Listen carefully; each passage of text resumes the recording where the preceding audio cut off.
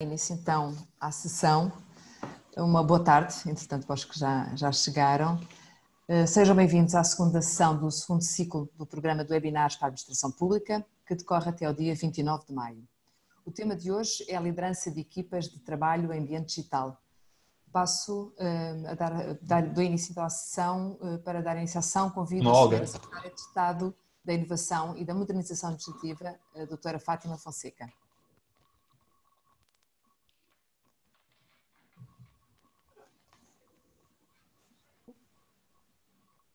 Boa tarde. Espero que me estejam a ouvir em condições. Sim? Sim. Muito bem. Então, boa tarde a todas e a todos. É com muito gosto que estou aqui. Prometo ocupar pouco do vosso tempo, porque esta sessão tem como propósito essencialmente partilhar experiências, partilhar testemunhos e também debater e encontrar pistas que devemos explorar para apoiar um novo futuro para o trabalho na administração pública. Nós estivemos juntos já, muitos de nós, esta semana, na primeira sessão deste segundo ciclo de webinars. Estivemos juntos a propósito do plano de trabalho colaborativo. Eu diria que a colaboração é o mote para explorar no futuro da administração pública. Nós assistimos a um processo de reinvenção rápida da administração pública ao longo dos últimos 2 meses, com face visível em termos exteriores para os cidadãos, no serviço aos cidadãos e às empresas, mas internamente muita coisa também mudou. E este plano de trabalho colaborativo, o conjunto de documentos que têm sido partilhados sobre este chapéu do plano de trabalho colaborativo e que estão a dar origem a este conjunto de sessões de debate, são bem a expressão daquilo que a administração pública é capaz de fazer diferente, com agilidade e com muita qualidade. Aprendendo, explorando novos caminhos, e também, muitas vezes, experimentando fórmulas novas que podem não resultar bem à primeira, mas que constituem sempre um caminho de aprendizagem válido. Ora, o que é que nos traz aqui hoje? Traz-nos o tema da liderança, e este é o primeiro fórum em que vamos debater o tema da liderança a propósito da liderança de equipas em ambiente digital. E permitam-me que volte um bocadinho atrás para enquadrar o conjunto de testemunhos e o debate que se seguirá. O plano de trabalho colaborativo foi desenvolvido aproveitando a capacidade que a administração pública tem de fazer bem, de fazer diferente e de fazer bem, mas nasceu da necessidade de colaborar para apoiar as equipas, para apoiar os trabalhadores, para apoiar os dirigentes, a funcionar num ambiente de trabalho que se transformou subitamente. É certo que muitas coisas vinham sendo experimentadas em vários serviços há muito tempo, mas de uma forma generalizada nós sofremos uma grande transformação. E num período de tempo muito curto conseguimos adaptar-nos a novas formas de organização, a novos modelos de realização do trabalho e também a novas práticas de liderança. E esse é o tema que nos traz aqui. E é um tema particularmente rico porque é algo que foi trabalhado pelos dirigentes da administração pública, com fundamento nas suas práticas, nas suas experiências, nas suas dificuldades. E a conjugação das visões, das experiências, dos testemunhos do conjunto de pessoas que colaboraram na construção destes documentos de apoio foi extraordinariamente rica. E daquilo que me é dado a conhecer, não tendo eu participado diretamente na dinâmica de trabalho, mas tendo lido e acompanhado os resultados que foram produzidos, o que me parece é que este processo de reflexão dos dirigentes da administração pública foi absolutamente extraordinário, por 2 razões.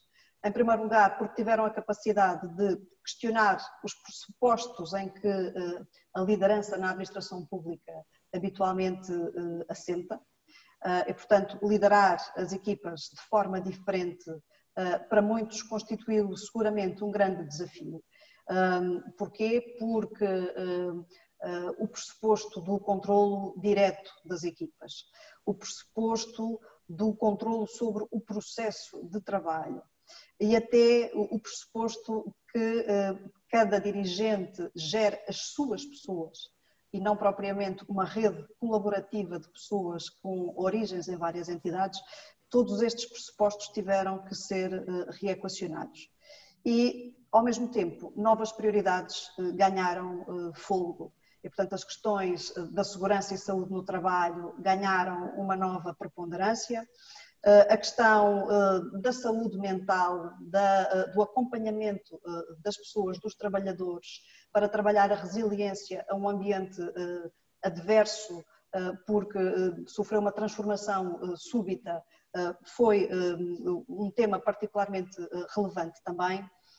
E também olhar para a entrega de valor aos cidadãos e questionar a forma como esse valor pode ser entregue e continuar a ser entregue e provavelmente em muitos casos ser entregue até com maior qualidade, funcionando de uma forma estruturalmente diferente. Portanto, eu diria que existem aqui dois grandes tipos de desafios que me permito deixar ao debate e convidar ao debate e a esta reflexão conjunta. Em primeiro lugar, qual o impacto que efetivamente estes 2 meses de trabalho diferente, que tipo de impacto teve nos modelos de gestão das organizações da administração pública? E, por outro lado, quais são as exigências que os dirigentes passaram a sentir de uma forma substantivamente diferente? Ou seja, que novas competências ou que áreas de competências passaram a ser mais necessárias, são necessárias para o futuro, se tivermos e quisermos manter estas transformações, nomeadamente o tema do trabalho remoto, quais as novas áreas de competência que os dirigentes têm que mobilizar. Que os dirigentes têm que mobilizar e que o governo, através das instituições próprias, deve preparar-se também para oferecer. Que mecanismos de capacitação podem apoiar os dirigentes neste novo ciclo das nossas vidas profissionais?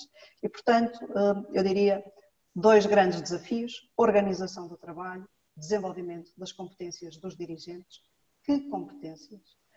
E eu atrevo-me a deixar uma opinião pessoal, talvez a era da liderança mais tecnocrata, assente em modelos formais, deva ceder o seu espaço a uma maior relevância, a uma maior preponderância das competências humanas e relacionais. E essa, parece-me, é uma das lições que nós podemos tirar deste período que temos vindo a atravessar e talvez uma das áreas que nós tenhamos que explorar para o futuro. Vou cumprir a minha palavra, não vos vou maçar mais, vou acompanhar com atenção os vossos testemunhos e o vosso debate e peço que todas e todos os participantes tenham a ocasião de poder colocar questões, porque todos nós precisamos de estar no mesmo barco, todos nós precisamos de trabalhar em conjunto para que a dinâmica de funcionamento da administração pública não só não perca fôlego, mas que possa transformar-se positivamente e refletir-se positivamente na vida das suas trabalhadoras e dos seus trabalhadores. E esta é uma responsabilidade que recai de forma muito particular sobre as lideranças das equipas da administração pública. Portanto, debatam, partilhem, coloquem questões, deem pistas para que todos nós que temos responsabilidade de alguma forma em conduzir o caminho, possamos ter ferramentas para interpretar e para trabalhar sobre os sinais que todas e todos vós seguramente colocarão de forma expressa sobre o nosso caminho. Muito obrigada a todas e a todos, parabéns pelo excelente trabalho que têm vindo a desenvolver em equipa e só posso desejar, acreditando, vamos continuar a colaborar de forma muito profícua para o futuro. Parabéns, bom trabalho, boa sessão e até breve. Muito obrigada, Sra. Secretária de Estado. Iniciamos então agora o debate sobre a liderança de equipas de trabalho em ambiente digital. Recordo que durante a sessão os participantes podem utilizar a ferramenta disponível no ecrã, designada por Questions and Answers, para colocar questões que serão respondidas no final.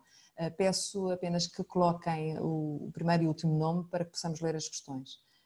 No painel de conferencistas temos connosco a doutora Luísa Proença, Diretora Nacional Adjunta da Polícia Judiciária, o Dr. Mário Monteiro, Diretor-Geral da Direção-Geral do Orçamento, o Dr. Nuno Bulcão Sarmento, Capitão de Mar e Guerra, Chefe da Divisão de Planeamento do Estado-Maior da Armada da Marinha Portuguesa. Vai moderar o debate o professor Miguel Crespo, jornalista e especialista em comunicação digital e docente no ISCTE. Na sessão está ainda a doutora Sofia Figueiredo e o Dr. Luís Oriola, do Instituto Nacional para a Reabilitação, que irão fazer a interpretação para a língua gestual portuguesa. Muito obrigada a todos por terem aceito o nosso convite. Passo então a palavra ao professor Miguel Crespo. Olá, boa tarde a todos os presentes aqui e também a todos os que estão a assistir e que, como a Elsa acabou de dizer, é assim que gostaríamos que colocassem as suas questões e que contribuíssem também para este debate, que parece-me que é bastante importante, e também, já agora, agradecer a participação dos conferencistas que vão trazer aqui a sua experiência e que, aos quais eu gostava de pegar numa ideia já transmitida ainda agora pela Sra. Secretária de Estado sobre qual foi o impacto destes 2 meses nos modelos de organização, ou seja, quais são assim as primeiras coisas que nós vemos desse ponto de vista e gostaria obviamente de passar tanto pelos 3 conferencistas, mas gostaria de começar com a Luísa e partilhar um pouco, se poderia partilhar um pouco da sua experiência da transposição do modelo tradicional de organização, no caso na Polícia Judiciária, para estes 2 meses de trabalho, acima de tudo remoto, e como é que, muito rapidamente, aconteceu esta transição à força, porque não foi planeada, não é, para ninguém, e como é que, o que é que temos de novo e de diferente, as primeiras conclusões. Luísa, começava por si, depois passaria então ao Nuno e ao Mário. Ora, boa tarde a todos. Em primeiro lugar, boa tarde à Sra. Secretária de Estado, aos colegas de painel, ao Sr. Moderador, a todos os participantes neste webinar. É realmente com muito gosto que aqui estou. Passando de facto às questões, partilho um bocadinho da experiência aqui na Polícia Judiciária. Obviamente que todos fomos confrontados com uma realidade para a qual não estávamos preparados. Nós vimos que o nosso serviço de saúde não estava preparado e que reagiu rapidamente e muito bem, como nós temos visto. Nós nos serviços tivemos que reagir de imediato e reagimos muito cedo. Aqui na polícia nós imediatamente identificámos quais eram as funções que podiam rapidamente passar para teletrabalho e quais eram aquelas, obviamente, onde isso não podia acontecer. E falo no atendimento ao cidadão, nos piquetes, nas equipas de prevenção, porque o crime decresceu, mas não entrou em fase pandémica, ele continua a existir e, portanto, a resposta tinha que se manter e tudo foi salvaguardado muito cedo, muito rapidamente, mas o primeiro foco foi mandar para casa todos aqueles que podiam estar em casa e portanto, não ficarem expostos a um contágio que nós também não sabíamos até onde é que seria dramático uma hora mais que as pessoas passassem nas instalações. Agora, isto colocou questões iniciais que acabaram por ser básicas, mas que elas, se não fossem resolvidas a tempo, eram um fator de insucesso, que era desde logo a existência de equipamentos, de rede VPN, de haver uma infraestrutura tecnológica a funcionar. E tudo se reorganizou, portanto, os meios apareceram rapidamente, reorganizaram-se as equipas para partilhar equipamentos e, além do mais, houve uma vontade de colaborar de todos, em que até os seus meios pessoais ficaram sempre à disposição do serviço para que nada fosse suspenso. E, portanto, foi um desafio muito grande para todos, sobretudo para o Departamento de Informática, para a nossa Unidade de Sistemas de Informação, que não estava minimamente à espera de mais este embate, depois daqueles que sofre durante todos os dias. portanto, decorreu de uma forma muito transparente, escolheram-se ferramentas de partilha, teve-se atenção à segurança das comunicações, com alguma preocupação, porque num primeiro momento, se calhar a maior parte de nós teve que recorrer aos seus recursos pessoais, privados, usando os nossos endereços privados, não das redes VPN, portanto, de alguma forma, num primeiro momento acabamos por ter aqui alguma exposição que controlamos de imediato. Em termos de organização do trabalho, de facto é uma nova situação, é um desafio muito grande e que se tornou positivo. Sobretudo, quem está à frente, os líderes tiveram uma preocupação acrescida com o planeamento, com o reporte, digamos assim, mas tudo assente na confiança. É um trabalho colaborativo que vamos fazer de uma maneira diferente. Não estamos aqui em presença, mas não faz mal, porque somos todos gente responsável e adulta que estamos comprometidos com o resultado. E, portanto, aqui levantou questões, obviamente, que foram muito tranquilas, e diria que o processo foi de tal forma bem assimilado e bem posto em prática que nós estamos a ter agora os resultados e em alguns casos a produtividade aumentou mesmo. E, portanto, eu diria que é um desafio. Nós que na polícia estamos em processo de modernização, estamos a trabalhar numa transformação bastante grande de toda a forma como nós suportamos a investigação criminal. Obviamente eu nunca posso generalizar, portanto refiro-me a tudo aquilo que a investigação criminal precisa para entregar resultados, portanto há uma quantidade de funções que podem funcionar de facto em regime de teletrabalho ou numa forma de mistura, porque nós somos muito de estar no terreno e portanto estamos muito otimistas, é uma oportunidade que vamos aproveitar, não para resolver uma situação pandémica, mas para termos uma nova forma de organizar o nosso trabalho e de nos mantermos todos ativos, coesos e a partilhar objetivos comuns para entregar resultados comuns. Ok, muito obrigado, Luísa. Já vamos voltar a falar sobre isso. Agora gostava de passar a palavra ao Nuno, que na Armada, nomeadamente nas questões de segurança, tal como na PJ, terá sido provavelmente um dos grandes desafios nestes 2 meses. Primeiro, muito boa tarde. Começo por agradecer o convite e a oportunidade de estar aqui, a oportunidade, na realidade, de ter participado nestes projetos colaborativos que foram extremamente interessantes. A cumprimento da Senhora Secretária de Estado, os conferencistas e, na realidade, todos os participantes que estão aqui a considerar que nós podemos trazer algum valor com a nossa experiência.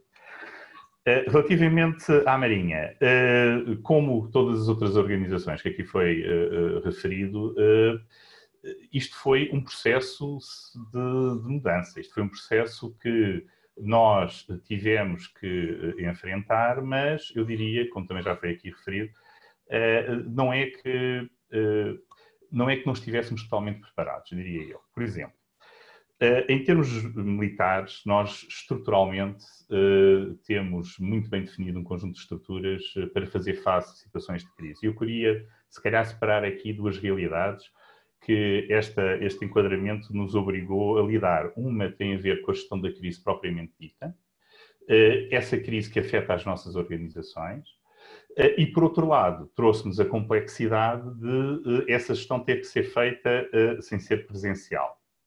E quer a gestão de crises, quer a componente de teletrabalho, como se pretenda chamar, são formas que, de qualquer maneira, nós tínhamos interiorizado. O que nós não tínhamos interiorizado era da dimensão em que isto se refletiu e a rapidez e a necessidade de reação que isto representou. Portanto, em antecipação, antes de inclusivamente terem sido iniciadas algumas medidas na Marinha, identificando, e houve aqui um objetivo de procurar antecipar ao máximo possível aquilo que iam ser as alterações de cenário, as evoluções, e como é que nós poderíamos estar um passo ligeiramente à frente daquilo que se passava. Portanto, antes, inclusivamente, nós começarmos com as medidas, nós identificámos que isto realmente poderia ser um problema, e reparem que a Marinha tinha aqui 2 características interessantes. A primeira é a sua diversidade. Nós, quando falamos o que afeta a Marinha, não é só a questão de quem está a trabalhar num espaço físico, mas estamos a falar dos navios, estamos a falar daqueles que estão no mar, em ambientes onde, se realmente as coisas, o vírus começa a transmitir isto, é rápido até estarmos numa situação que pode ser difícil de controlar. Por outro lado, a Marinha tem uma outra dimensão que tem a ver com a segurança e a integridade do Estado, que na realidade precisa de garantir que ela continua, que não há nenhum impacto nessa sua atividade. Também na componente de apoio à defesa, de dissuasão, de defesa militar, que também é obrigatório garantir a sua continuidade, como também referimos, ou foi aqui falado, a continuidade da Polícia Judiciária não se pode parar. Mas, por outro lado, temos a cultura, ou seja, temos os mesmos problemas que têm os museus. Temos o desenvolvimento económico e historiográfico que representa outro tipo de atividade com outras... Isto para explicar o seguinte, quando tivemos que olhar ao que fazer, não foi apenas uma realidade que tivemos que identificar. E tivemos que perceber como é que conseguiríamos coordenar estas componentes e nesta diversidade. Um dos fatores críticos, diria eu, foi olhar para as formas diferentes de fazer as coisas, mas nunca perder um pouco a cultura que nós também tínhamos. Se nós criarmos este processo, que é um processo de alguma forma disruptivo, mas se pura e simplesmente esquecermos toda a nossa forma de trabalhar, podemos entrar ou em soluções que não são depois passíveis de ser levadas para o futuro, ou então em coisas que não são aceitas pela própria cultura da organização. Bem, de resto, os passos que nós demos não foram muito diferentes do que os outros. Encontramos os níveis adequados de coordenação, fomos buscar ferramentas que nós, no nosso caso, já trabalhávamos, já tínhamos disponível o Teams, mas não trabalhávamos ao nível que agora estamos a fazer, e basicamente transferimos os nossos processos de coordenação para estas ferramentas colaborativas. De imediato se percebeu duas coisas, que havia um desafio em garantir, para já, que esta infraestrutura estava de acordo com as nossas necessidades de nível de segurança e tudo o resto, mas que foi mais fácil do que nós pensávamos inicialmente. Ou seja, conseguimos que um conjunto de ferramentas, porque estavam estruturadas, garantissem esses princípios básicos e adaptámos alguns dos processos para que as coisas que não podiam ser feitas nas ferramentas colaborativas tivessem formas próprias de serem agarradas. Depois de fazer isso, tivemos que olhar para as diferentes organizações e perceber o que é que nós podemos, na realidade, minimizar em termos de atividade e o que é que nós temos que garantir. E aí entrou num processo colaborativo interno, ou seja, tivemos que arranjar equipas que iam buscar pessoas às diferentes áreas para manter este processo permanente de análise e de identificação de forma a que essa caracterização permitisse à estrutura topo da Marinha a tomar decisões com períodos muito curtos, conforme via envolvente e variando. Eu talvez referisse, para também não me alongar demasiado aqui no nosso processo, portanto, acho que foi muito bem integrado, demonstrou formas diferentes de fazer as coisas e se inicialmente tínhamos dúvidas que em termos culturais, em termos de conhecimentos, em termos de competências, estavam disseminadas de forma a suportar este modo de operar, rapidamente concluímos que as pessoas se adaptaram muito bem. Houve um envolvimento muito forte.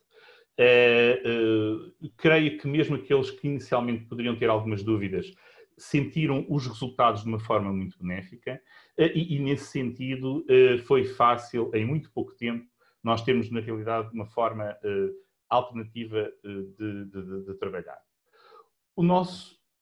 O que me parece que é talvez um dos maiores desafios é como é que uma pessoa consegue continuar um passo à frente e nós estávamos a concentrar-nos não só na nossa organização interna, mas nós temos que dar apoio à resposta à própria crise e, portanto, isso era talvez o nosso enfoque principal, como é que nós ajudávamos na parte médica, na parte das escolas, uma série de componentes, mas ao mesmo tempo começar a pensar como é que nós vamos agarrar e integrar isto na nossa vida futura. E basicamente concentrar-nos, depois eventualmente falarei um pouco mais adiante, em dois conceitos que nós temos. Um é de capacidade, em que esse conceito de capacidade tem uma forma diversa de vários fatores que temos que garantir que funcionam, e concentrámos-nos a ver se todos eles estavam cumpridos. E por outro lado, tentar garantir que, em vez de agarrarmos nos processos e termos os processos apenas a simular aquilo que fazíamos antes, ou seja, por exemplo, na recolha de informação, se temos um canal digital, em vez de termos apenas os fecheiros partilhados, como é que nós podemos agarrar nos fecheiros que são dados, trabalhá-los de alguma maneira para ter informação e daí criar conhecimento para apoiar a decisão. E, na realidade, alterámos alguns processos de forma a que esses dados fossem imediatamente trabalhados para dar à organização de topo a capacidade de ter, com dashboards, com outras formas mais fáceis de tomar decisões, já ter essa informação trabalhada. Portanto, talvez eu agora ficasse por aqui, depois com certeza terei mais... Já voltamos. Muito obrigado, Nuno, por a sua informação, e agora passaria ao Mário e pegava aqui já numa ideia que o Nuno lançou sobre, nestes 2 meses, primeiro ter que se adequar uma capacidade de resposta e depois, obviamente, começar a pensar numa lógica de antecipação, ou seja, como é que vamos continuar a partir daqui. E, portanto, Mário, perguntava-lhe, no seu caso, da Direção-Geral de Orçamento, é assim, como é que as coisas correram nesta transformação forçada que poderia demorar anos numa situação normal?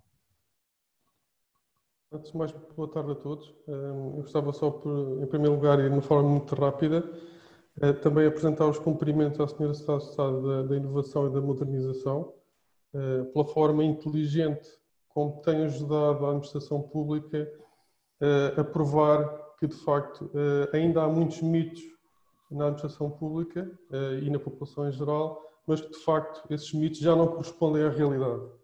A atuação da Sra. Secretária de Estado que eu tenho acompanhado nos últimos 2 ou 3 anos e do INA tem proporcionado um palco para que, de facto, a administração mostre o seu valor e a sua capacidade. Eu acho que isso vale a pena, eu gostaria de começar por aí. Depois, em segundo lugar, naturalmente, por agradecer a oportunidade de poder estar aqui convosco, poder contribuir para este trabalho com uma modesta contribuição, aliás, partilhando apenas aquilo que é a nossa experiência. Cumprimentar todos os colegas que estão a assistir, que são cerca de 680, o número é muito interessante. Não deixar de enviar uma palavra especial para todos os colegas da administração pública que têm estado a trabalhar na área da saúde e na área da segurança e em todos os departamentos que de alguma forma apoiam as pessoas em geral. Também um cumprimento especial a todos os colegas que estão a ouvir, mais uma vez, a todos os colegas da Direção-Geral do Orçamento, de facto, nesta altura, mostraram mais uma vez de que é feita a nossa instituição e dos valores que defende. Passando à pergunta que me colocou genericamente, como foi a transição?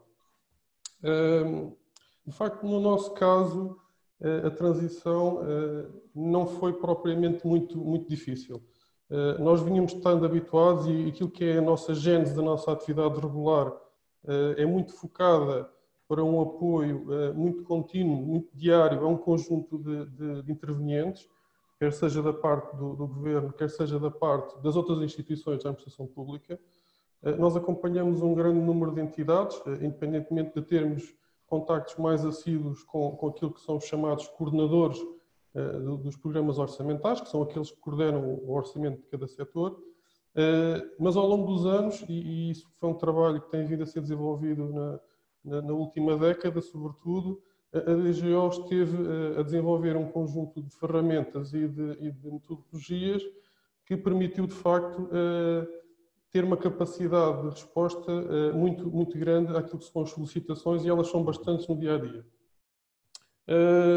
E tem vindo a desenvolver, de facto, um conjunto de ferramentas tecnológicas que permitem prestar serviços, aquilo que nós chamamos de serviços online, seja através dos meios internos da própria Direção-Geral, seja através do apoio que a entidade dos serviços partilhados à administração pública também nos presta e presta à nossa área de intervenção.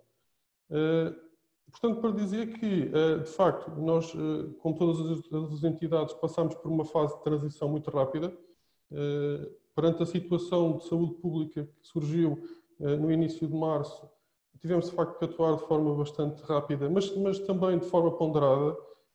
Nós tivemos que desenhar, nada foi muito planeado, não é? Como é óbvio, tivemos que reagir mas reagir de forma organizada, porque, de facto, antes de mais, tínhamos que garantir que as pessoas que trabalham na nossa instituição se sentiam, sobretudo, seguras em continuar a sua missão e depois, ao mesmo tempo, naturalmente, assegurar que os nossos serviços continuavam a ser prestados. Nós não somos, naturalmente, um serviço de apoio ao cidadão, de apoio ao público, mas a área na qual nós intervimos é uma área que tem bastantes solicitações e sem a qual, de facto, a maioria ou a totalidade das entidades da administração pública não pode funcionar sem ela. E, portanto, no nosso caso, as solicitações continuaram a ser bastantes e até aumentaram, de facto. No fundo, o que aconteceu aqui foi já estávamos, de facto, rotinados nesta forma de responder aos nossos clientes, por assim dizer, e foi transpormos, não estando fisicamente nas nossas instalações, mas estando cada um de nós nas suas casas, mas o trabalho, de facto, não mudou muito. O que é que de facto, nós, enquanto dirigentes da DGO e todos os colegas terão percepcionado isso, mudou efetivamente alguma coisa? Foi a nível de interações pessoais, como é óbvio, em todas as organizações isso aconteceu. Nós tínhamos bastantes reuniões físicas presenciais, gostamos de incentivar inclusivamente algumas interações físicas para manter um espírito de alinhamento e de equipa. E foi necessariamente a adoção das ferramentas tecnológicas com alguma rapidez. Quando digo ferramentas tecnológicas, sobretudo estas ferramentas de interação e de comunicação como esta que nós estamos a utilizar.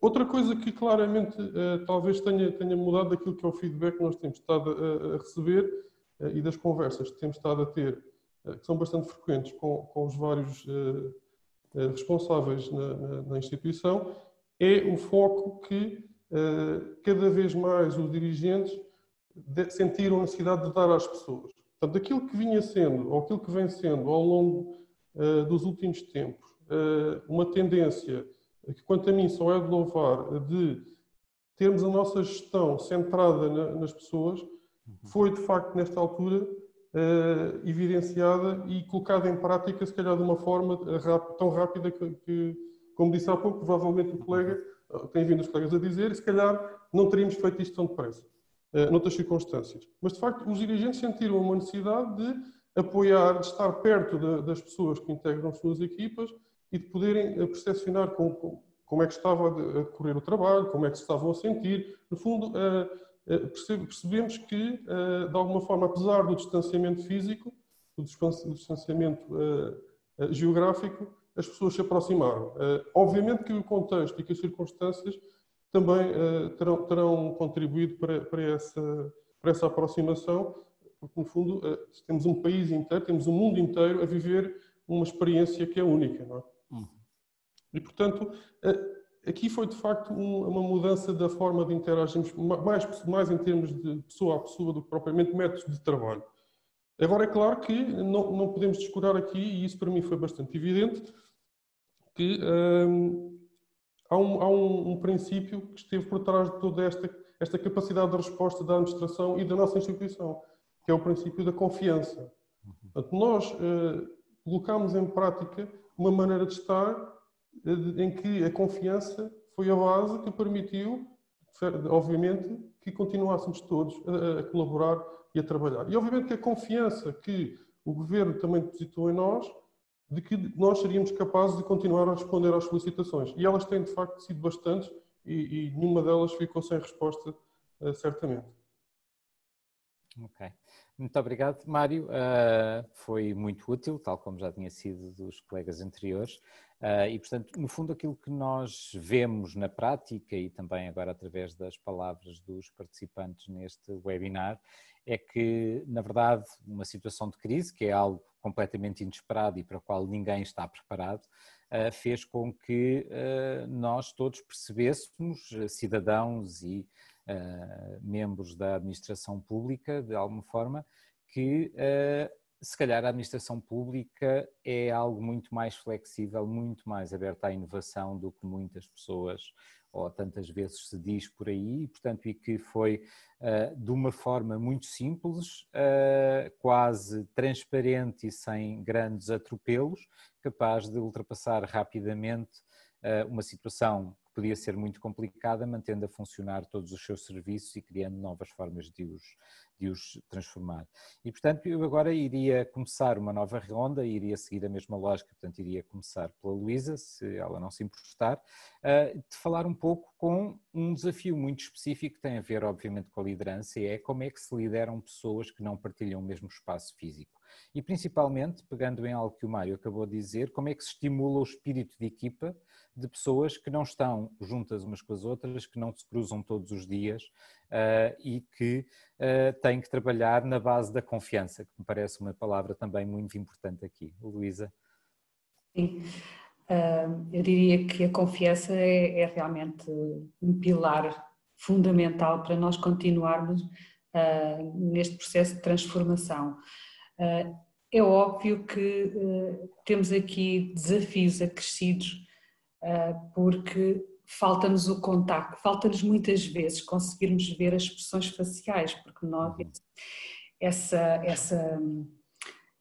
essa forma que nós temos de ver como é que as nossas palavras incidem sobre o outro, uma vantagem que nós temos e que em alguns ambientes digitais perdemos, não é? E, portanto, nós temos estado numa fase em que todos nos adaptamos rapidamente e também rapidamente entramos num caminho, numa velocidade de cruzeiro, habituámos a que as nossas reuniões são facilmente programadas e os nossos horários são cumpridos e, portanto, nós não privamos as nossas atividades do dia-a-dia de reunir e de debater, mas eu acho que a pouco e pouco nós vamos sentindo falta de conhecer como é que o outro está a reagir e isso muitas vezes é meio caminho andado para nós chegarmos ao ponto onde queremos chegar quando estamos em momentos de reunião.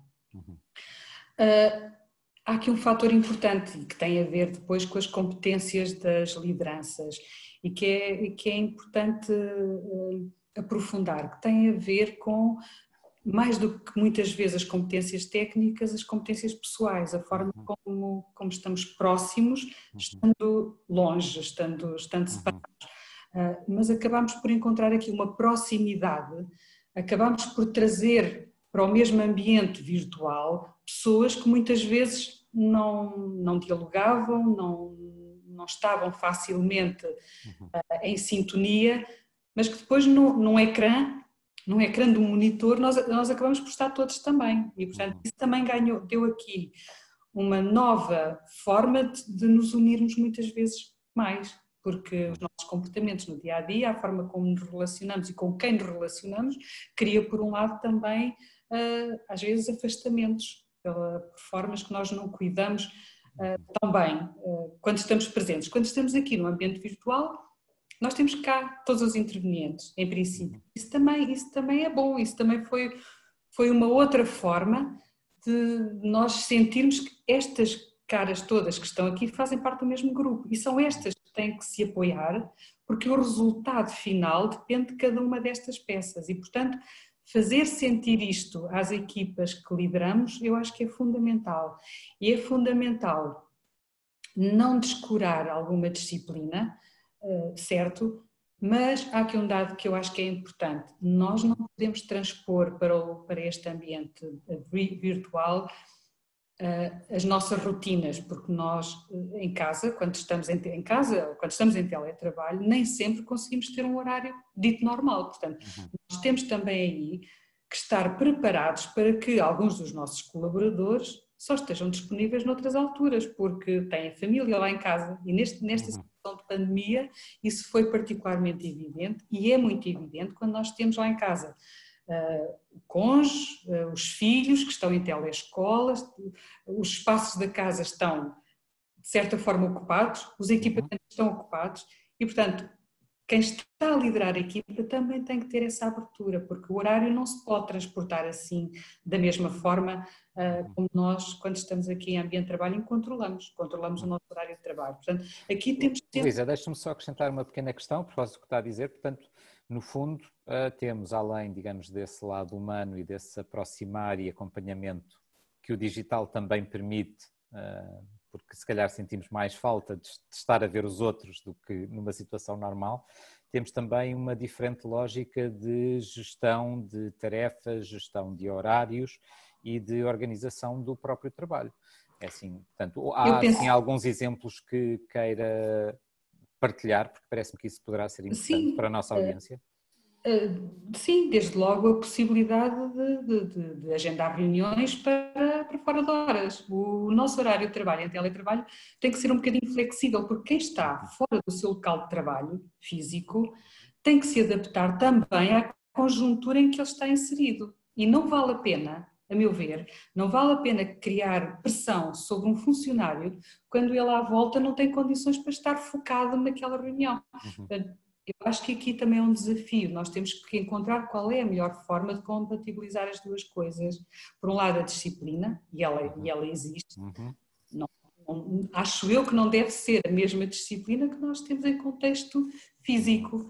E, portanto, eu acho que o planear as atividades, o comunicar muito bem qual é o caminho a seguir, quais são os resultados que queremos atingir e como é que cada uma das peças do grupo é essencial para o resultado final e monitorizar. Monitorizar o report, eu penso que é essencial para se cumprir, para se atingir objetivos e cada vez melhorarmos mais, porque nós não sabíamos lidar desta maneira. Nós até aqui tínhamos reuniões, tínhamos sessões de trabalho virtuais quando queríamos, quando planeávamos, não de um momento para o outro que fomos obrigados a adotar um novo modelo. Agora, esta é uma oportunidade decisiva e fundamental que nós temos que aproveitar para o futuro, porque ganhamos todos, ganha se calhar a família e ganha o serviço, não tenho dúvida. Ok, se calhar ainda já falamos um pouco mais sobre o futuro aqui mais à frente, já voltamos. Nuno, muito obrigado por já estar aí a postos, como seria de esperar. Obviamente a questão é a mesma, mas eu também ligava com algumas das últimas palavras agora da Luísa e que para a Marinha fazem de certeza todos os sentidos, que é novas lógicas de disciplina, planeamento, comunicação e monitorização. Estamos muito a falar disto nestes 2 meses de alteração. Sim, no entanto eu ia buscar aqui uma coisa da pergunta original que eu queria sim, fazer claro. Uma referência que é como é que, para já, parece-me que a experiência que nós tivemos até hoje é talvez um excelente exemplo para explicar que a liderança na administração pública portou-se muito bem. E eu vou explicar o que é que eu quero dizer com isto. Quando nós iniciámos este processo, em que uma pessoa começa a ter ideias e querer fazer coisas, houve comentários. E alguns dos comentários que eu ouvia muitas vezes era das pessoas, na generalidade dentro da organização, a não acreditar que algumas das tecnologias, algumas das formas de funcionar, algumas das coisas que para pessoas mais jovens já faz parte do seu dia-a-dia, que a organização, enquanto organização, conseguisse agarrar isso. E que as pessoas iam ficar preocupadas com os seus quintais, se começava a haver conversas e diálogos em que não se cumpria a hierarquia. Estas eram as preocupações iniciais. Eu ouvi algumas vezes pessoas a dizer isto primeiro que nós consigamos estar todos a falar uns com os outros e fazer reuniões dessas, isto ainda vai demorar tempo porque há quem não vá chegar lá. E eu julgo que o primeiro passo foi quando nós, ao fim de poucos dias, estava toda a estrutura, nomeadamente na parte dirigente, na realidade, a adotar essas ferramentas e a adotar essas oportunidades. Foi aqui referido uma coisa que eu acho extraordinário, que é esta forma de trabalhar, na realidade, achatou níveis hierárquicos. Enquanto que antes, no mundo físico, eu se tiver uma reunião, tenho que me preocupar quando chamo as pessoas, o número de pessoas que cabem na sala. Aqui não. Aqui eu consigo estar a tratar um assunto e envolver desde a pessoa que começou o processo até ao topo máximo da decisão. E nós vimos vários processos em que isso aconteceu. Isso é um ganho de eficiência, é um ganho de eficácia e tem uma outra componente. Houve pessoas que no fim deste processo, de quando estavam a falar, a certa altura dizerem, bem, eu estive aqui numa reunião em que estava desde mim até ao topo da minha organização. E viu-se que aquilo foi um fator motivador, o facto de ter pensado que isso podia estar a acontecer. Portanto, eu acho que este aspecto que foi aqui referido anteriormente é um aspecto fundamental. Como é que uma pessoa deve liderar neste mundo digital? Eu diria que é considerando os mesmos fatores críticos de sucesso que considerávamos antes. A forma é que às vezes tem que ser diferente. eu acredito, e na Marinha isso é uma orientação muito clara, que nós temos que nos concentrar realmente nas pessoas. As pessoas acabam por ser o valor acrescentado que a organização tem. E, portanto, nós quando começámos nesta situação, que era uma coisa que mexia com as famílias, mexia com uma série de outras questões, nós tínhamos navios no mar, longe, portanto, há uma dimensão familiar associada a isso, uma dimensão de resposta da sociedade, de outras pessoas que estavam doentes, tínhamos uma componente também na área da saúde, também muito forte, mas uma das coisas que foi uma orientação imediata e que nós seguimos e que me parece que deu um bom resultado, foi garantir que todas as pessoas, a todos os níveis, aumentavam a frequência com que falavam com as pessoas da sua área de trabalho. E o que é que fizemos? Como não estávamos fisicamente ao pé uns dos outros, tivemos que arranjar formas alternativas. Imagino que tenha acontecido em maior parte das organizações, mas de repente apareceram redes de WhatsApp e de outras formas de partilhar informação que antes não havia. Havia pessoas que normalmente falariam, não digo esporadicamente, mas apenas de forma profissional, que de repente estavam em grupos e começavam a partilhar piadas, coisas interessantes. Ou seja, houve aqui também uma capacidade ou uma possibilidade de utilizar aquilo que são os mecanismos que então a nossa juventude já usa todos os dias e fazer com que isso fosse uma forma das pessoas se aproximarem. Quais é que são as características dos líderes? A primeira que eu acho que os dirigentes têm que ter é de humildade. Devem perceber e concordar que há aqui uma realidade que eles próprios vão ter que aprender coisas que não sabem neste momento e que provavelmente em algumas dessas coisas as pessoas que trabalham com eles até sabem melhor. E ter essa humildade de perceber isso, mas ter também a visão de agarrar nessas capacidades e competências e ajudar a que essas pessoas façam melhorar a organização, parece-me que é um fator crítico. E isso foi um dos aspectos que foi fortemente incentivado. Eu creio que nunca tanto como nesta altura, a minha preocupação era perceber o que é que as pessoas que trabalhavam comigo precisavam. Eu na realidade, a função neste ambiente era de ser um facilitador, porque eles tinham acesso a coisas e a pessoas com uma rapidez que antes não tinham, eles precisavam de garantir que eu lhes dava as ferramentas para eles trabalharem e fazerem essas coisas. E isto foi um ajuste na forma de funcionar, quer da minha parte, quer isto sentiu-se nas diferentes áreas da organização. Da última parte que referiu, peço desculpa, a última pergunta que adicionou. Não, tinha falado mais, portanto, aqui sobre a questão que a Luísa tinha falado de haver novas lógicas de disciplina, planeamento, comunicação e monitorização. Não é? Está um pouco associado ao que eu acabei de dizer, porque é o seguinte, há um fator crítico para o trabalho de se desenrolar, que é planeamento. Ou seja, há coisas que nós antes fazíamos de forma, enfim, deixávamos para nós e que neste momento é muito útil para a eficácia da organização que nós consigamos pôr em planeamento. No entanto, esse planeamento está muito mais facilitado.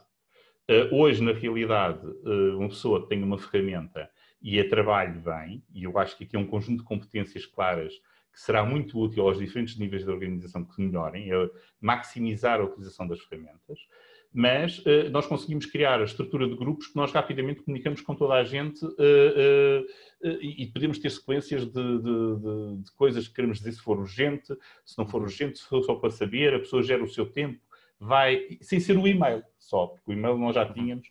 Portanto, esta dinâmica parece-me que é crítica e nós o que estamos a fazer é fazer um processo de lições aprendidas para ir perceber que processos da organização de forma mais estruturada, é que devem ser alterados para, na realidade, incorporar estas ferramentas e estas formas de trabalhar. E isto é uma das áreas que eu acho que pode ser muito interessante de colaboração dentro das diferentes entidades na administração pública.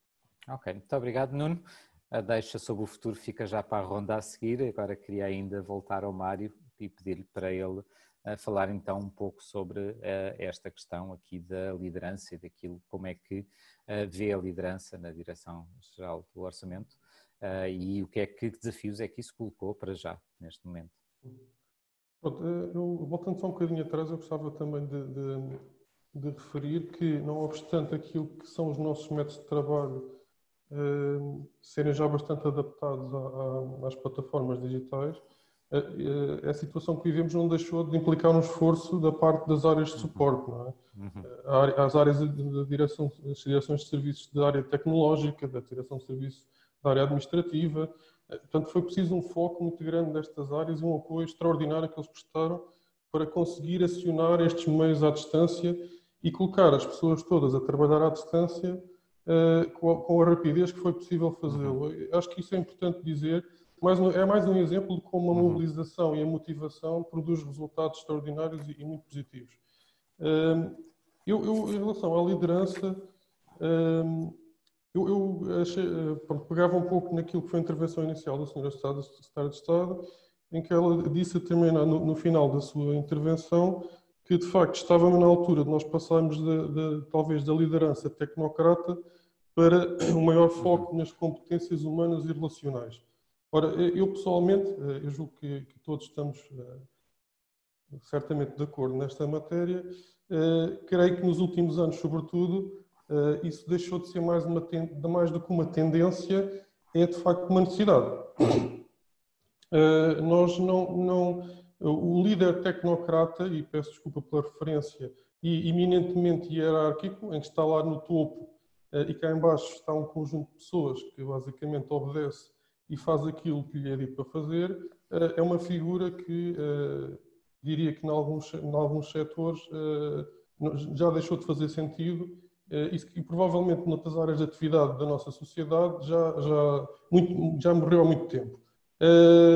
Nós, na Direção-Geral do Orçamento, temos de facto nos últimos anos procurado ter uma gestão centrada nos processos, obviamente, naquilo que é também a nossa missão, os nossos valores e as nossas competências, as nossas responsabilidades, mas tendo a noção clara de que, de facto, a pessoa está no centro da nossa atuação. Sem pessoas, de facto, não conseguimos produzir, não conseguimos alcançar aquilo que precisamos alcançar no nosso dia-a-dia e que nos é proposto como desafio.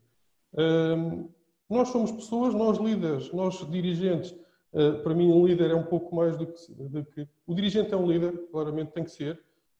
Há sempre esta dicotomia de termos, que eu também não vou entrar nela agora, mas de facto há que ter consciência de que um chefe o papel, a figura do chefe já é uma coisa do passado. De facto, nós temos que pensar cada vez mais como líderes e os líderes são pessoas. E têm que compreender que, do outro lado, também estão pessoas.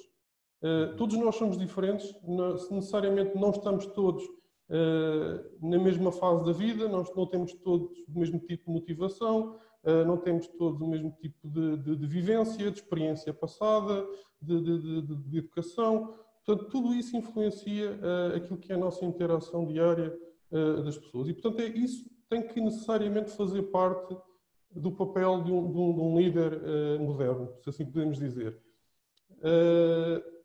A colega Luísa Proença referiu há pouco, e bem, quanto a mim, que de facto uma coisa é nós estarmos fisicamente, e isso tem vantagens e tem também algumas condicionantes, porque estarmos todos fisicamente na mesma localização, alguns serviços não têm essa facilidade, não é? Estão dispersos geograficamente, mas no nosso caso estamos fisicamente juntos.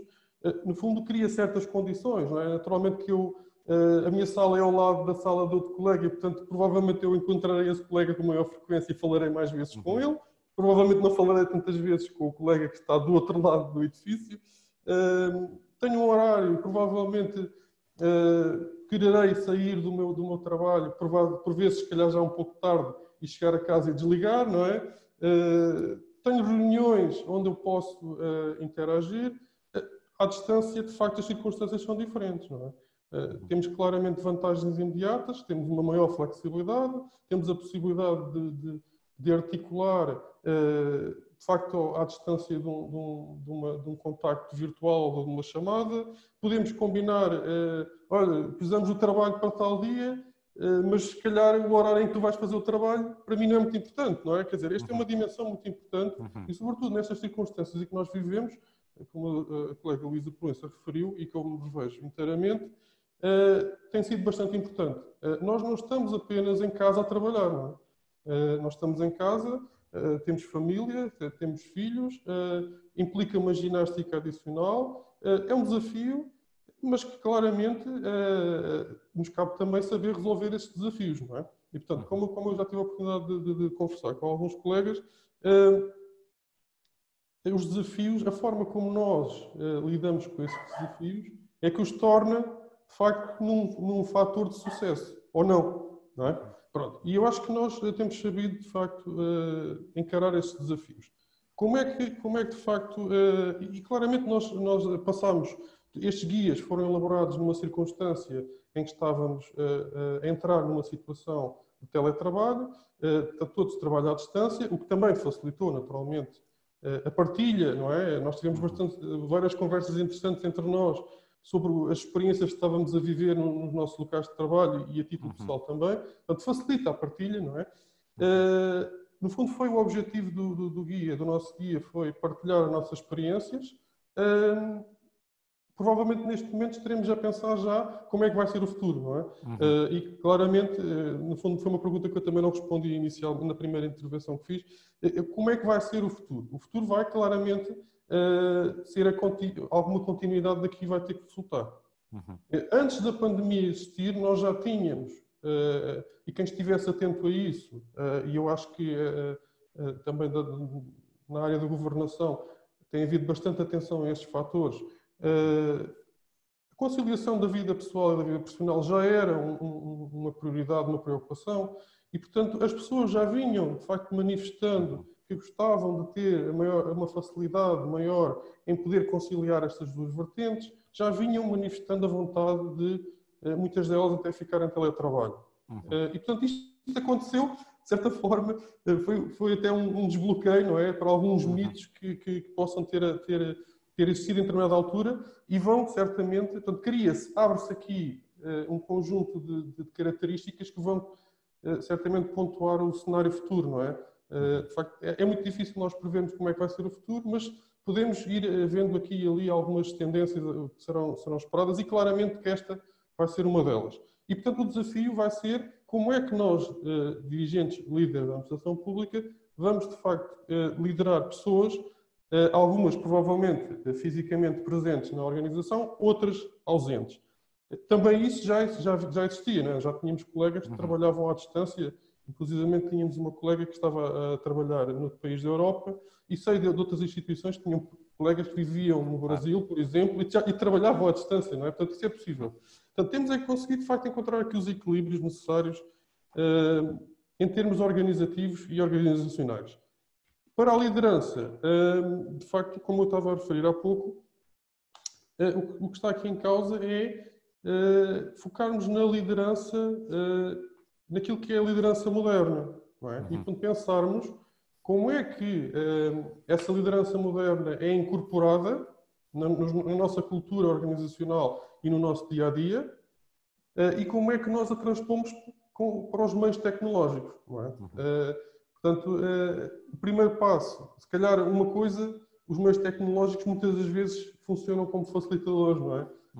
Muitos de nós, neste momento, temos a maior das facilidades em estar em teletrabalho, em conseguir resolver mais diversificados problemas em teletrabalho, porque, entretanto, já estávamos todos mais que habituados a andar com o telemóvel na mão e a resolver tudo no telemóvel, não é? Portanto, também esse momento, não é? A evolução, né? A chamada quarta ou quinta revolução, já não me lembro qual é, que nós vivemos, também facilitou, não é? esta circunstância.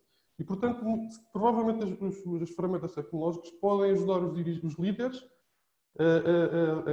a ir de encontro às pessoas, de facto, e a quebrar algumas barreiras, não é? E quando eu falo de algumas barreiras, é inclusivamente no sentido de procurarmos cada vez mais abraçarmos a colaboração e de abraçarmos aquilo que é uma maneira de estar colaborativa e participativa por parte das pessoas. As ferramentas claramente podem ajudar nessa matéria. Ok. Mário, então nós já vamos longos, mas queria ainda fazer mais uma última ronda e falarmos muito sobre o futuro, obviamente, antes depois de darmos espaço às perguntas, que a Elsa estará a organizar. Eu queria só pegar aqui, o Mário falou de algo muito importante, de já estávamos habituados, a tecnologia já nos permitia, e eu lembrei-me imediatamente de um meme que circula muito na internet, que é: imaginem que a pandemia tinha sido em 1999 e nós tínhamos um Nokia no bolso, não é? Portanto, imaginem como teria sido diferente, imaginem que não poderíamos estar aqui, e ao mesmo tempo, enquanto o Mário falava, e já a Luísa e eu não tinham falado também sobre a questão de estarmos presentes e com mais facilidade, mesmo não estando fisicamente juntos, basta ver que estamos aqui 700 pessoas a ouvir e a discutir uma questão importante. Se tivéssemos que estar fisicamente presentes, dificilmente teríamos as 700 pessoas. Porquê? Porque isso implicava logística, implicava deslocações, implicava despesas, implicava eventuais prejuízos para o ambiente, dificuldades de gestão da vida pessoal e familiar. Portanto, para permitir deslocações, por exemplo, se estivéssemos a fazer uma coisa no Porto e as pessoas que não fossem do Porto tivessem que se deslocar, passar uma noite fora. Portanto, reparem que, na verdade, nós já estávamos, como todos vocês têm estado a dizer, de alguma forma, quase preparados para, não é? Só não estávamos preparados para ter que fazer isto de um dia para o outro, sem termos pensado muito, mas usando apenas o conhecimento que nós tínhamos. E, portanto, agora que nós estamos já, se quisermos entrar na fase seguinte à crise, tivemos um choque, uma adaptação. Será que nós estamos a caminho de uma nova normalidade de liderança, de trabalho, em que se calhar podemos ter ganhos de produtividade em adotar comportamentos mais ligados com o teletrabalho ou o trabalho remoto? Será que estamos a criar equipas que são mais fortes, mesmo que não estejam fisicamente juntas?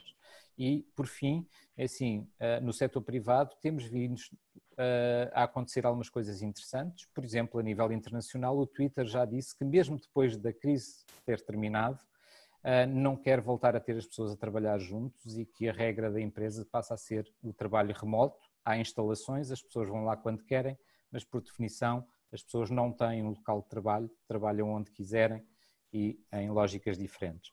No caso português, eu conheço já várias empresas que, perante a situação de crise, organizaram o trabalho em turnos, ou seja, digamos, separaram todos os colaboradores da empresa em 2 grupos e ou trabalham em horários diferenciados, nunca se cruzando, ou trabalham, por exemplo, 15 dias trabalha metade da empresa, nos outros 15 dias trabalha outra, e que de repente descobriram que, na verdade, não precisam de investir tanto dinheiro em instalações, infraestrutura, postos de trabalho, e que é preferível investir em formação, equipamento e instalações tecnológicas na casa dos seus colaboradores, para que todos os colaboradores tenham as condições ideais para trabalhar e que não tenham que se deslocar.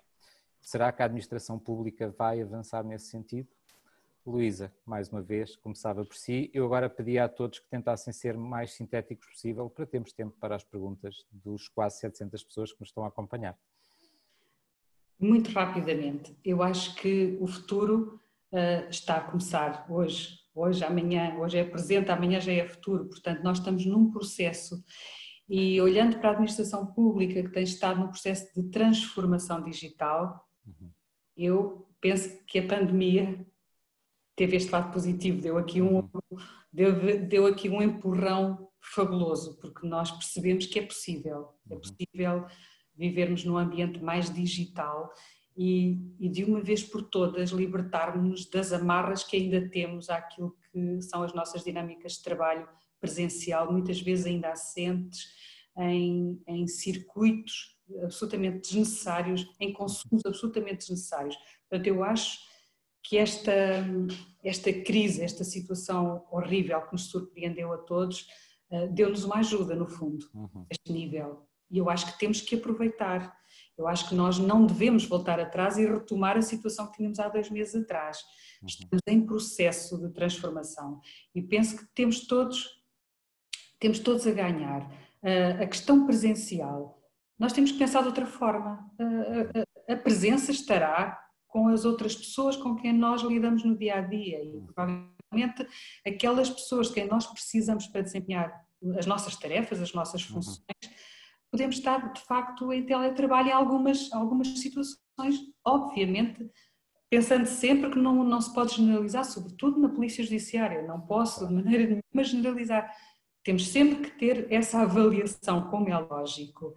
Agora, é uma oportunidade também para falar, para conciliar a vida familiar com a vida profissional, como falava o Mário. Nós andamos há anos a ver até possibilidades de fundos europeus para que os organismos se capacitem mais nas possibilidades que dão aos seus colaboradores de ter outro tipo de horários, ter outro tipo de dinâmica de trabalho. E, portanto, eu penso que nós temos aqui um momento crucial que não devemos ver. Temos que nos sentar, entre aspas, temos que refletir e ir construindo esse modelo de trabalho. Eu acho que nós neste momento não temos ainda uma noção exata de como é que vai funcionar na perfeição e como é que nós substituímos o modelo que tínhamos há 2 meses atrás. Mas estamos a construí-lo. Temos é que construir, a meu ver, com essa visão. O Estado vai ganhar se nós todos estivermos em horários desfasados. Se não precisarmos de estar cá todos, como falou o Miguel, e muito bem, a lógica das empresas já não é essa.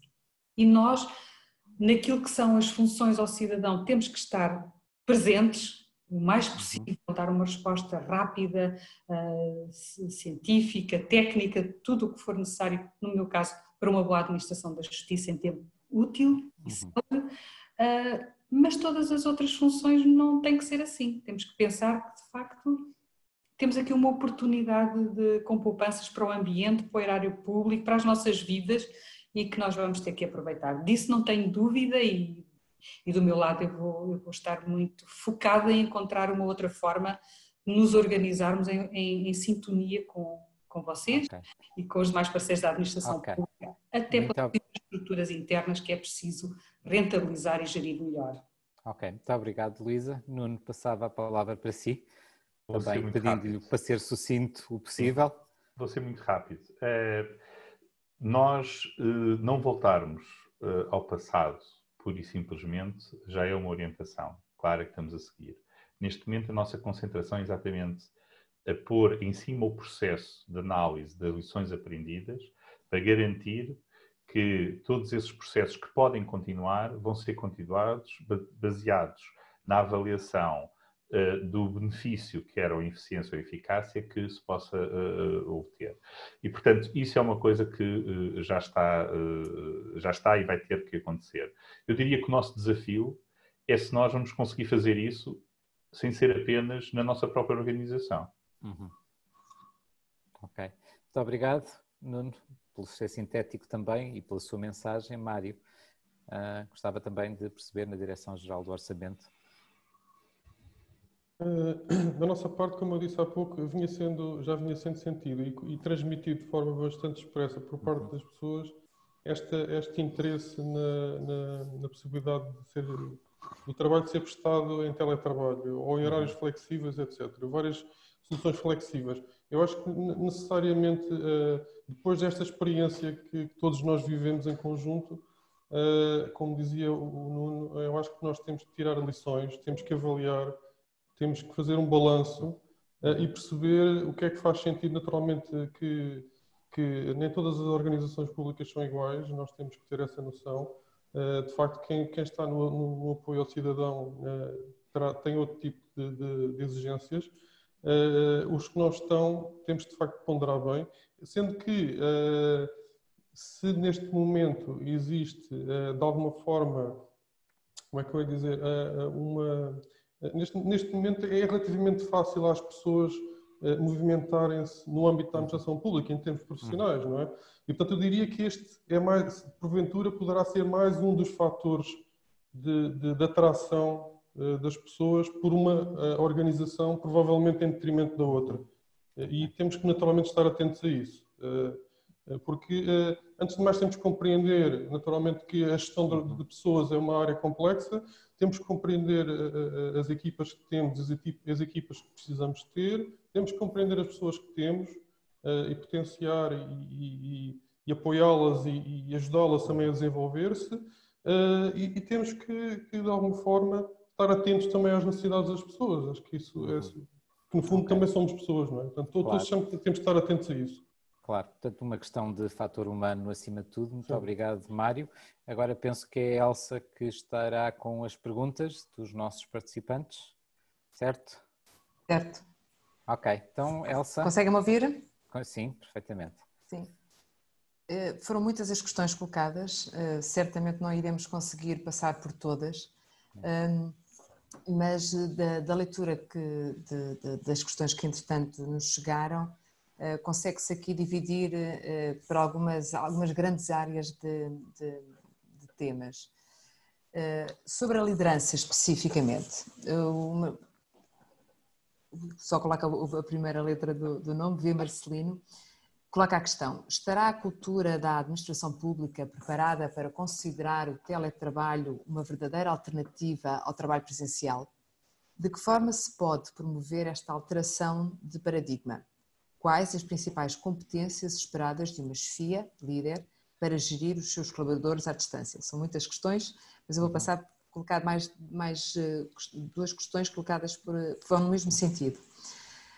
Pelo Carlos Filipe, considerando que as atuais chefias intermédias da função pública, que sempre se opuseram ao longo da última década ao estudo, desenvolvimento e implementação do teletrabalho, se encontram em condições e preparadas para desenvolverem a integração deste novo modelo de trabalho com todas as suas características e consequências positivas e negativas.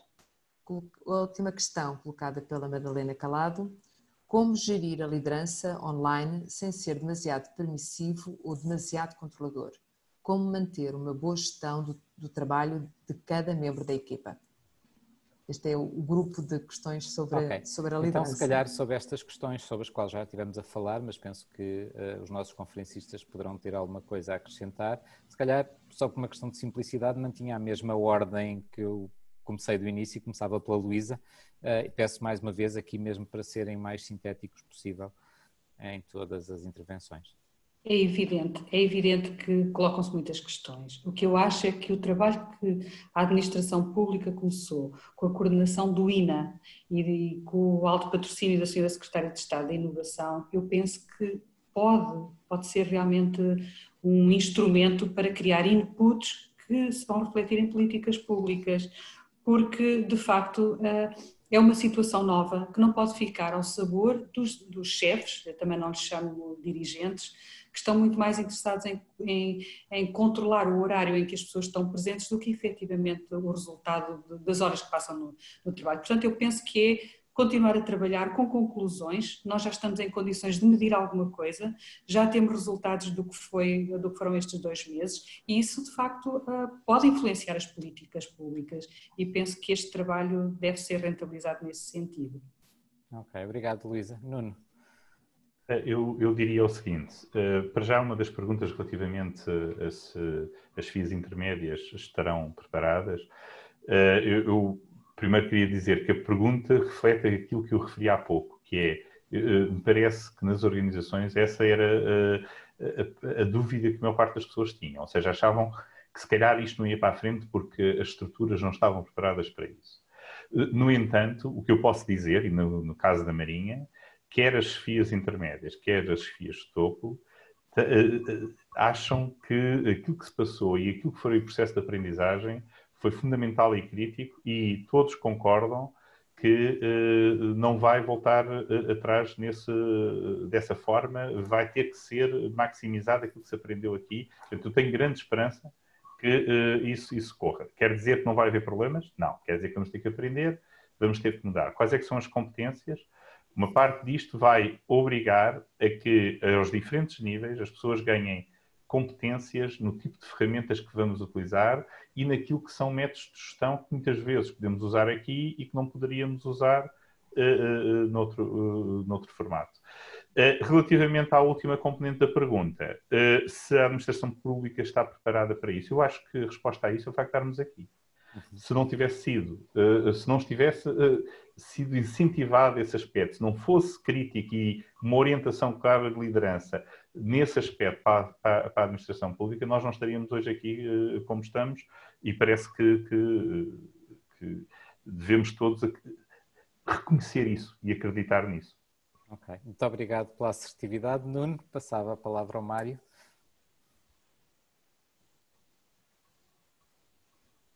Bom, se as lideranças estão preparadas, essa pergunta é um bocadinho intrincada, não é? Como eu disse há pouco, de que de liderança é que estamos a falar, não é? Eu acho que a liderança está preparada, genericamente sim. Porquê? Porquê é que eu respondo desta forma?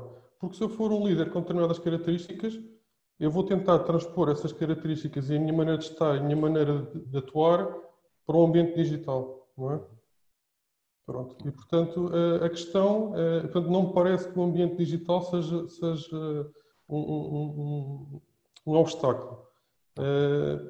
Portanto, a outra questão, e isso sim parece-me prévia, é se as lideranças têm a sensibilidade ou as competências, determinadas competências, que nesta altura provavelmente já todos devíamos estar sensíveis, não é? Ou devíamos ter. Essa é uma questão um bocadinho diferente. Não vou misturar. De qualquer das formas, gostava só de dizer que, não obstante nós estarmos aqui a fazer um elogio ao trabalho à distância e ao teletrabalho e às ferramentas digitais, eu ainda sou um fã das relações humanas e gosto muito das interações pessoais. E como vocês já perceberam das minhas intervenções, eu acho que as máquinas não devem ser o centro do mundo. Devemos ser nós. Ok, obrigado Mário. Enquanto a Elsa prepara ali mais um grupo de perguntas, vou só fazer um comentário muito pequeno. Eu acho que ninguém aqui ficou com dúvidas de que estamos aqui a falar de pessoas. Assim, a grande vantagem é que neste momento temos tecnologia que, mesmo quando não podemos estar juntos fisicamente, nos permite estar juntos de outra forma. E acho que essa é, digamos, a grande vantagem dos tempos de hoje. Eu espero que ninguém queira substituir pessoas por tecnologia deste ponto de vista, e se calhar esta crise veio-nos mostrar que nós, pessoas, somos cada vez mais importantes, apesar de toda a tecnologia. E passava para a Elsa para nos dar mais aí umas questões. Aqui, de facto, sobre a tecnologia, pessoas e cultura, uma questão longa do Daniel Sanches, que vou tentar aqui sintetizar. A questão, ele coloca aqui uma questão: a liderança passa pelo domínio das TIC e da organização do trabalho dos colaboradores num espírito de cultura, de colaboração, interação, baseada na simplicidade, como uma atitude de interajuda nas tarefas e no desempenho de advice e de grupo. Tal obriga, desde logo, a ajustar os planos de trabalho à nova realidade, isto é, planeamento e direção ajustadas à valorização do autocontrole e autorresponsabilização dos colaboradores. Tal atitude não obrigará à criação de mecanismos de auto- e heterocontrole ligados aos instrumentos de planeamento e execução? Ok.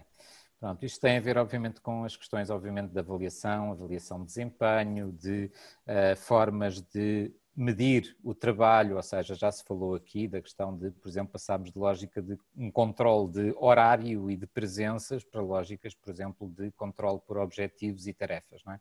E, portanto, passava para a Luísa, então, para comentar um bocadinho a propósito desta questão.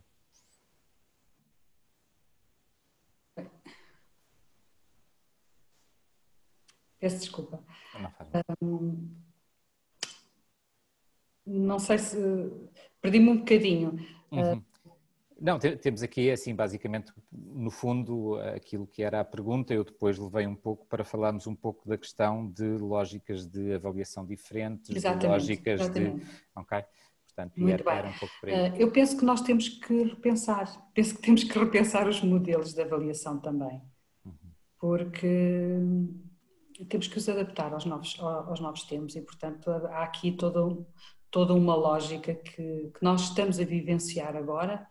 Neste momento ainda eu penso que o bom senso dos líderes é fundamental na forma como lida com as suas equipas, como consegue manter-se próximos estando longe, como consegue mantê-los coesos para um resultado final, mas depois toda a envolvente tem que ser repensada, porque ela assenta em modelos que nós estamos a abandonar, embora as competências digitais já sejam essenciais há muito tempo, elas não são de agora, mas eu penso que agora ganharam um novo fôlego, porque muitas vezes nós víamos que os dirigentes ou os chefes estavam um bocadinho à margem, alguém sabe fazer, não preciso eu de fazer, não é? E portanto esta nova realidade convoca-nos a todos, E, portanto, eu penso que sim, há que atender a tudo isso, porque, mais uma vez, o funcionário, a pessoa está no cerne da questão e estes são assuntos muito importantes para a sua vida profissional que é preciso ter em conta. Ok, obrigado, Luísa. Nuno? Eu concordo profundamente. Só aqui uma referência inicial que eu talvez faça, que é o seguinte. Não me parece que este novo enquadramento em que nós temos estado a trabalhar dificulta ou proíba ou seja negativa em relação mesmo aos métodos de avaliação que nós tínhamos e à definição. Portanto, acho que é adaptável. Dito isto, não está otimizado.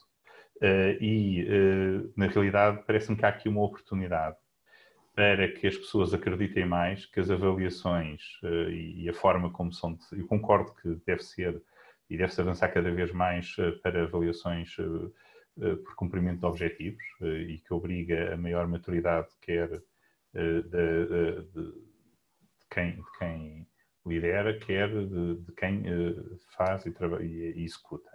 Mas parece-me que vamos avançar por aí. Parece-me que este tipo de trabalho traz um conjunto de ferramentas que nós podemos utilizar para esse efeito e que não eram tão fáceis noutras circunstâncias, e que nós temos é que saber dar o passo para poder utilizar isso.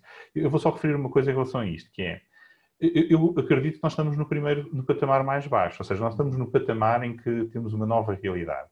Eu há bocado referi, nós quando começámos, a experiência que eu tenho é que a primeira coisa, ficámos muito contentes porque de repente conseguimos falar rapidamente uns com os outros, partilhar ideias em fóruns e fazer umas discussões e partilhar fecheiros. Nós, entretanto, começámos a olhar e avançar um segundo passo, que é os fecheiros em si são dados, não temos informação, mas eu já tenho ali coisas que eu posso tratar como informação. E essa informação já pode ser trabalhada. Nós, neste momento, temos coisas que antes era avaliado por cada uma das entidades dentro da Marinha, que nós, na realidade, montámos um processo para que esses dados fossem posicionados de forma a que toda a gente tivesse acesso já a formas mais avançadas de analisar isso. E eu acho que isto é um dos passos que temos que dar, e isso pode ser contabilizado. Uma das coisas que eu acho interessantíssima é que eu agora sei exatamente todas as reuniões que tive nos últimos 2 meses, exatamente quanto tempo é que demoraram. Quanto tempo é que eu gastei? Quer dizer, há um conjunto de coisas que nós conseguimos... E se calhar ficou assustado, não é, Nuno? Não, fiquei felicíssimo de ver que, se calhar, atualmente, o mesmo tipo de reunião fazemos com 1/4 do tempo, às vezes. Ganhos de eficiência evidentes em termos de estruturar a informação e forma de trabalhar. Era isto que eu queria dizer. Tem que ser mexido o sistema de avaliação na perspectiva de melhorar e maximizar a sua oportunidade. Mas quer dizer, continuamos a conseguir fazer, pelo menos no nosso caso, as formas de avaliação que tínhamos disponíveis antes. Ok, obrigado, Nuno. Mário, no seu caso? No nosso caso, é claro que em relação à avaliação, creio que já havia um sentimento, e inclusivamente uma medida que já estava em curso, no sentido de procurar rever os modelos de avaliação organizacional, e creio que esse trabalho já estava a avançar. Naturalmente que este contexto criou aqui uma nova motivação, não é? É mais um elemento para o sistema. Eu acredito que, de facto, pode haver elementos da avaliação que tenham, de facto, de ser revistos, não é? Não há dúvidas sobre isso. E, portanto, nós temos que, provavelmente, focar a nossa avaliação, sobretudo nos resultados, não é? Naquilo que é o concretizar da nossa atuação do dia-a-dia do ano, não é? Portanto, claro. E isso, de certa forma, este contexto facilita essa perspectiva, esse foco, não é? Não é se eu apareço no serviço todos os dias à hora, entro à hora e saio à hora, é se eu, de facto, tenho capacidade e consigo concretizar os desafios e os projetos que me são entregues, não é? E consigo ter a colaboração dos colegas, ou se colaboro, ou se interajo bem, ou se conseguimos, de facto, funcionar em equipa. Portanto, isso acaba por ser mais importante do que propriamente o horário em que eu estou presente, não é? Eu pessoalmente não gosto muito do termo controlo, não é? Eu comecei há pouco, numa das intervenções anteriores, referi um aspecto que para mim é mais importante, que é, no fundo, e que eu acho que é nessa base que nós temos que trabalhar, que é a confiança, a transparência e a partilha, não é? Quer dizer, se eu tiver à vontade para partilhar, para ser transparente, a minha confiança também aumenta, não é? E a confiança das pessoas que trabalham comigo também aumenta.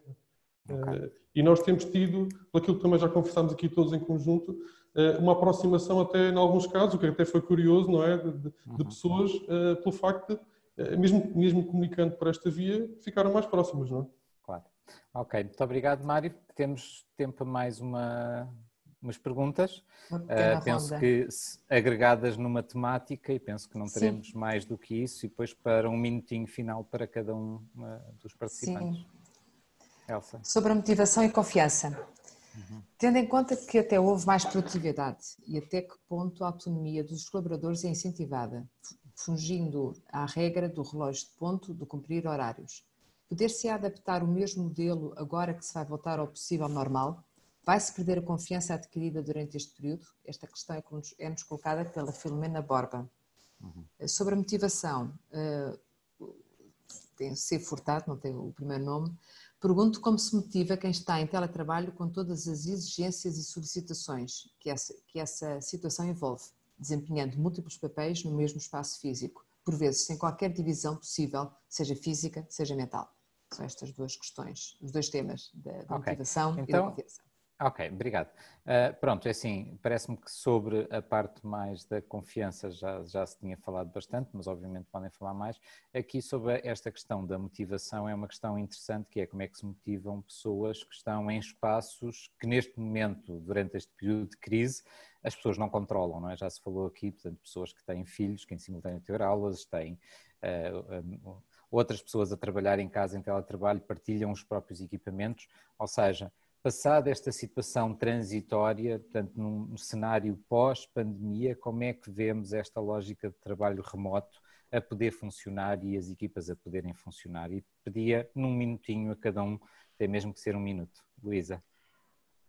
Eu acho que, relativamente à primeira questão e à da confiança, eu acho que realmente esse é o pilar e, portanto, nós todos temos que gerar confiança e dar autonomia também aos colaboradores que estão em casa, fazendo-lhes passar a ideia de que eles estão a prestar um trabalho, estão a desenvolver as suas atividades e não estão a ser controlados. Essa palavra controlo, para mim, também me causa aqui algum transtorno, mas realmente eu acho que é preciso dar autonomia às pessoas, fazê-los sentir confiança e levá-los a ser parte da solução que nós queremos estar a implementar. Quanto à motivação das pessoas com condições difíceis, era por isso que eu falava no início sobre uma nova lógica de horários e de organização, pois não vale a pena estar a querer que aquela pessoa faça um determinado trabalho num determinado horário quando ela manifestamente não tem condições para isso. Provavelmente se ela estivesse presencialmente nas instalações do seu local de trabalho também não teriam, por outras razões até psicológicas ou de envolvimento familiar ou quer que seja, mas nesta situação de teletrabalho em que a pessoa já está a usufruir de condições muito, muito débeis, porque ela está a levar para dentro de casa ou para dentro desse espaço aquilo que é o seu contexto de exigência diariamente, eu acho que não vale a pena. Portanto, há que encontrar com a própria pessoa qual é o momento, qual é a forma, e pode não ser pela plataforma digital, pode ser dar-lhe o espaço para produzir em casa e depois enviar e eu estar disponível da mesma forma para acompanhar. Portanto, eu acho que isso tem que ser muito depende das pessoas e portanto, não há fórmulas, temos que encontrar de acordo com cada caso. Obrigado, Luísa. Nuno, obviamente na Marinha confiança é fundamental, mas fala-me um bocadinho sobre esta questão de lógicas de trabalho remoto, no vosso caso. Deixe-me só referir isso, a confiança. Eu não tenho dúvida que não se pode perder talvez alguma espontaneidade que se criaram nas equipas, e o que eu posso dizer é que a solução desta situação que nós temos, no nosso caso, garantidamente, não se deve a ter sido mandado fazer seja o que for. Portanto, não houve aqui controle das pessoas que foram as pessoas que conseguiram implementar processos e formas de funcionar porque lhes foram dadas as oportunidades para. E por isso aquilo que eu referi há bocado, e isso sim é um desafio, será que nós estamos capazes a passar a ser dirigentes que nos vemos como facilitadores das pessoas que trabalham para nós, ou se vamos continuar, ou se mantemos alguma liderança mais forte. Isto naquilo que for adaptável. Há situações que não podem ser, tem que haver determinado tipo de comportamento. Mas eu acho que este é o sucesso e a questão é basicamente essa e eu acredito que sim. Eu pessoalmente acredito que sim. Relativamente à segunda questão, eu nunca fiz uma referência aqui, mas eu creio que o grande desafio que nós vamos ter tem exatamente a ver com o balancear e compatibilizar a atividade profissional com a atividade familiar e pessoal. Eu não tenho grande dúvida disso. Para já, porque nós estamos a falar um pouco como se já tivéssemos passado por esta crise e os nossos cenários que nós estamos a trabalhar, nós temos cenários em continuidade, garantidamente até ao fim do ano e garantidamente até se calhar meio do próximo ano, em que vai ter implicação na forma como nós funcionamos. E não acreditamos que isto seja muito rápido. Portanto, nós vamos ter que lidar isto durante algum tempo. E agora vamos entrar na parte menos fácil, que é vamos começar a querer exigir às pessoas de alguma forma, ou querer trazê-las para o trabalho no seu espaço, e enquanto, por exemplo, uma das análises que nós já começámos a fazer, já fizemos, para identificarmos as ações, foi identificar em todos os colaboradores aqueles que têm filhos com menos de 12 anos, aqueles que potencialmente podem ter impacto, e ver se há aqui questões familiares que tínhamos que facilitar no próprio seio da Marinha. Claro. A resposta final. Só uma maneira, na minha opinião, pessoal, de fazer isso é com as pessoas. Não podemos estar a dizer que as pessoas estão no centro das coisas e depois querer regras específicas para elas. Temos que dar margem para que aquelas pessoas onde até conseguem lidar melhor com uma mistura de algum espaço familiar e profissional, mas dar-lhes outra liberdade, o possam selecionar e possam escolher isso, e aquelas que sentem uma necessidade de uma separação maior, também garantir que esse espaço existe. Eu diria que temos que fazer isso com as pessoas. Concordo com aquilo que a Luísa disse. Temos que fazer muito obrigado. Nuno, com elas.